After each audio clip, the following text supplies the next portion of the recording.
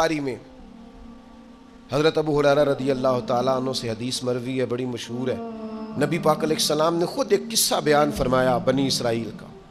حضور فرمانے لگے 3 شخص تھے، ایک کوڑ کے مرض میں مبتلا تھا، کوڑا تھا، ایک گنجا تھا، ایک نابینا تھا، ہر وقت پریشان رہتے تھے. میرے رب نے ان کو آزمانے کا فیصلہ کیا. دیکھو اللہ کے آزمانے کا طریقہ کیا ہے. ایک فرشتہ انسانی شکل میں آیا، سب سے پہلے جس کو کوڑ کا مرض تھا اس کے پاس آیا. حضور سید عالم صلی اللہ تعالیٰ علیہ وسلم بیان فرماتے ہیں، اس نے آ کے اس سے کہا کیا چاہتے ہو؟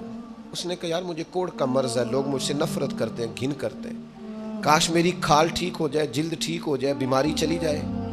تو فرشتے نے ہاتھ پھیرا، اللہ نے شفا عطا کر دی. شفا کس نے دی؟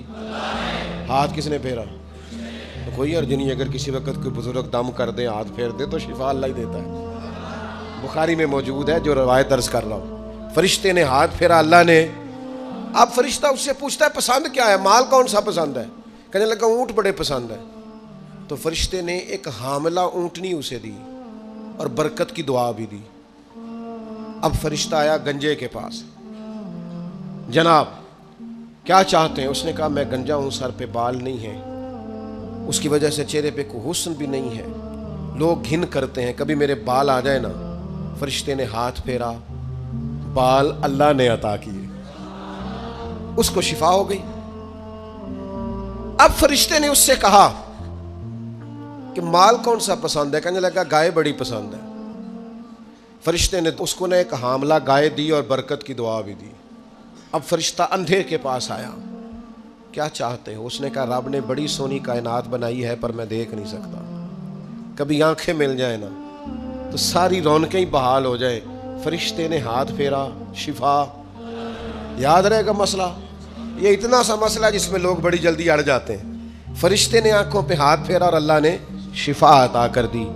فرشتے نے کہا پسند کیا ہے؟ کہا بکریاں بڑی پسند ہے. ایک حاملہ بکری بھی دے دی اور دعا بھی کر دی.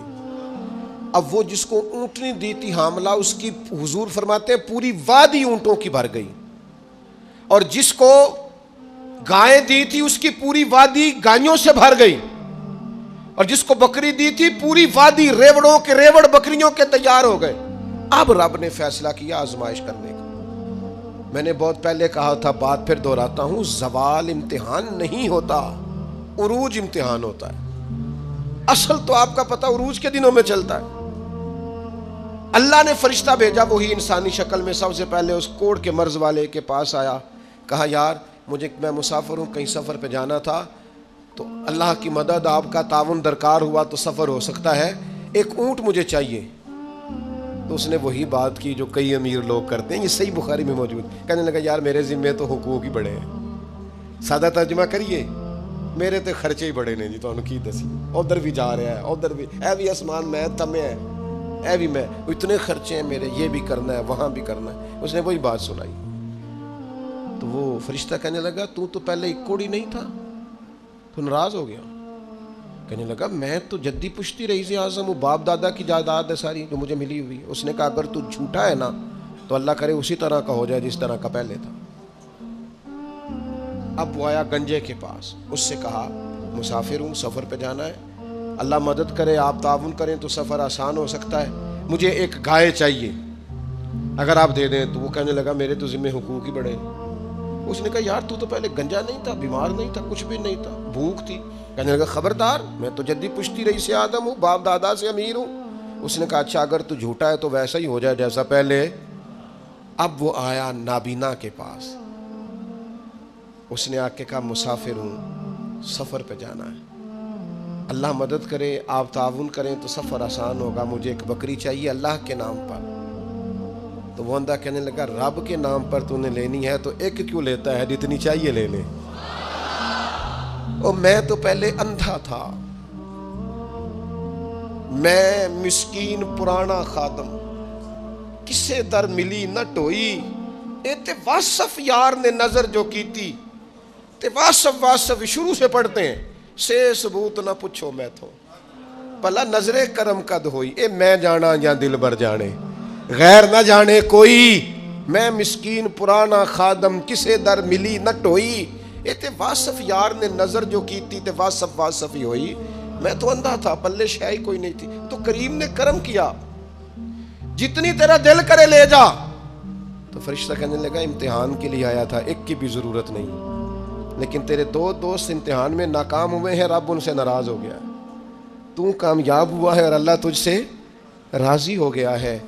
وہ دونوں جو تھے امتحان میں ناکام ہوئے تو نعمتیں چھن گئیں، صحت چھن گئی، پھر کوڑے، پھر گنجے ہو گئے۔ اس کو اللہ تبارک و تعالیٰ نے اور عطا کیا۔ زوال نعمت کب ہوتا ہے؟ جب لوگ راہ خدا میں خرچ نہیں کرتے، غریب کا، مسکین کا، لاچار کا خیال نہیں رکھتے۔ جیسے جیسے پیسے آتے جاتے ہیں ذاتی خرچے بڑھتے جاتے ہیں، ذاتی معاملات ہی بڑھتے جاتے ہیں۔ آہستہ آہستہ لوگ کہتے ہیں خود جی آپ کو پتہ ہے نا، پھر ہمارا گھر بڑا وسیع ہے تو بڑے مسئلے ہیں، تو بڑے خرچے ہیں، تو بڑی چیزیں ہیں۔ بھائیو، زوال نعمت کے معاملے میں اپنے رب کا خوف پیدا کریں، اللہ سے ڈریں ہر وقت۔ جب تک نعمتیں نہیں نہ ہوتی تو گزارا ہو جاتا ہے، اگر ملنے کے بعد چھن جائیں تو پھر تکلیف بہت زیادہ ہوتی۔ تو زوال نعمت سے بچنے کے لیے تکبر سے بچیں، ناشکری سے بچیں، ناقدری سے بچیں، اور پھر صرف اپنا حق سمجھنے سے بچیں، اسے بانٹیں، عاجزی میں رہیں، شکر میں رہیں۔ آپ محسوس کریں گے کہ لئن شکرتم لازیدنکم، اگر شکر ادا کرو گے تو میں نعمتوں میں اضافہ کر دوں گا، نعمتیں محفوظ بھی ہو جائیں گی، ان میں اضافہ بھی ہوگا۔ ہر وقت نبی کریم شکر ادا کرتے، ہر وقت صحابہ اور اہل بیت مقام شکر پر فائز رہتے۔ یہ مقام شکر انسان کو زوال نعمت سے بچاتا ہے۔ اپنے آپ پر غور کریں، اگر کوئی بھی نعمت موجود ہے، وہ اولاد کی صورت میں ہے، وہ صحت کی صورت میں ہے، وہ بہن بھائی، ماں باپ، دوست احباب، بیوی بچوں کی صورت میں، جو بھی انعام اللہ کے موجود ہے، اس میں کبھی تکبر کا شکار نہ ہو، خود پسندی کا شکار نہ ہو، کبھی کوئی ایسا کام نہ کریں جس سے اللہ تعالیٰ کی ناراضگی کا موجب بنے۔ اللہ تبارک و تعالیٰ ہمیں عمل کی توفیق عطا کرے۔